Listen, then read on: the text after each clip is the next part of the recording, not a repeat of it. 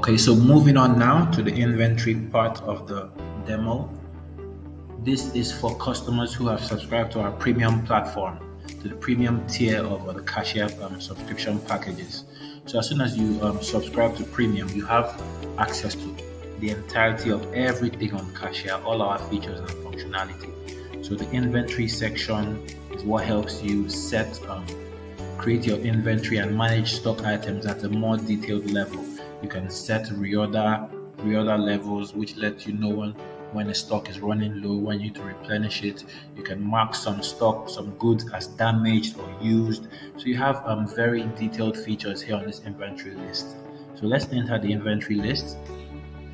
Okay, so as you can see, we have our available inventory worth. Available inventory right now is worth 389,700,000, and you can see all our items here. Okay, if you look to the top right, you can see we have stock items created. We have a total of 32, and out of those 32, 8 are in stock, 0 are low stock, 2 are critically low, and 22 are out of stock. Okay, so as you can see here, we have belt pieces. These are 000, so they're out of stock. We have a brush. Okay, so as you can see, the brush, we have 30 available, and we set 10 as the reorder level. So when it starts getting close to 10, it changes to critically low, and when it gets to 10, that's when it becomes officially low in stock. So as you can see, for the designer belt, we have 3 available, but we set the reorder level on 5, which is why it's critically low, because it has gotten to 3, which means it's approaching 5. So if you enter a particular item, you can see all the options you have. Oops, we've timed out, so let's just log right back in. So you see all the options we have for this stock item designer belt. We have 30, okay, and then we have 10 as the reorder level. So when it's getting to 10, the platform notifies you that you need to that you need to restock, sorry. And here you have a graph showing you have 5 damaged, 1 expired. So as a salesperson, you can mark some as damaged, stolen, you can mark some as used. You can purchase new ones from your vendor of this particular designer belt. You can set reorder level, and you can start a sale right from here. So if you go to the transaction history, you see right here on February 16th, we had 10 units. We purchased 10 units rather. And so we had 10 units, and we purchased an extra 20 units on that same day, and which gave us 30. So you see both quantity and the transaction and the available quantity. So we had 10 units, we purchased 20, which then gave us 30. Okay, so why don't we create a stock item now, so you see how we can create a stock item. Okay, so now let's say this is a new stock item. So under create stock item, we have new stock item and existing stock item. So what is the difference between these two categories of stock items? New stock item is an item that you're just about to purchase while you're already on the Kashia platform. Okay, whereas existing stock item is an item you had already on ground physically before you registered on Kashia. So you can migrate those here, or you can create new stock items here, and after you create them, they'll just be created as stock items. You can now purchase them from vendors, which we have previously created in the expense section. If you remember, during the expense guide, we showed you how to create vendors. So let's create a new stock item. So let's say we're going with ceramic teacup, okay, white. Okay, so let's go with ceramic teacup white. And we're going to be selling this in pieces. As you see, these are the measurement types available. Under inventory, we have a lot more measurement types available than under create products for the light users. So let's just go with pieces here, okay, and let's say reorder level for ceramic the ceramic cups are 50. Okay, 50, and select purpose. Obviously, for this purpose, we're going with for sale. Okay, and how much are we going to be selling each cup? So each cup is going to cost 3,000 naira. Okay, and the currency is Nigerian naira, of course.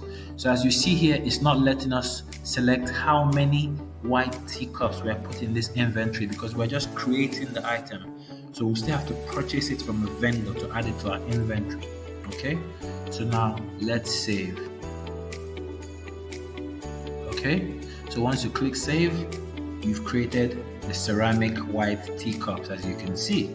Okay, so you have 0 pieces, 0 quantities because you've not purchased any, you've just created it. So now we can go ahead and click purchase to actually purchase it from one of our vendors, which we continually do business with. Okay, so we're trying to purchase ceramic white teacups. You can add an item description if you want. So you can add the total cost. Okay, so you can say the total cost you're going to spend on these teacups is going to be 20,000 naira. Okay, you want to purchase, let's say you're going to purchase 10. Okay, and what vendor are you going to make this purchase from? You're going to make it from the Aguda warehouse. As you can see, you have your list of vendors here. Okay, and some you have pending payments which you need to make to them. Okay, so you select Aguda warehouse here. Okay, and then you move forward to click next, and there you see you're purchasing 10 cups for 2,000 naira each, and you want to spend 20,000 naira on this transaction. You've paid in full. Okay, now you want to select the account where you paid from. So you select whether it's cash. So you see we have 97,000 naira in cash or from your account. So let's just say for this particular transaction, we are paying from our account. So it's going to read, all this is going to take effect on our reports. Okay, and then we submit. Okay, so as soon as you click submit, voila, your transaction was saved successfully. So it has now brought you to expense because what did you just do? You just purchased some white cups, so that is an expense. Okay, so that is an expense, and you can see it on your expense history right here. Purchased 20,000 naira worth of white cups from the Aguda warehouse. Okay, so now let's go back to the inventory section so we can show you how to create a stock item from the existing stock. Okay, so now existing stock items. Okay, let's say for this we're going with black pens. Okay, and we're going to buy 300 of these. So these are existing stock items. So these are items you already have in stock in your shop before you downloaded Kashia. So you're just putting them on the platform. So we have 300 pens. We have 300 pieces of pens. Okay, this time we can just go with another measurement type.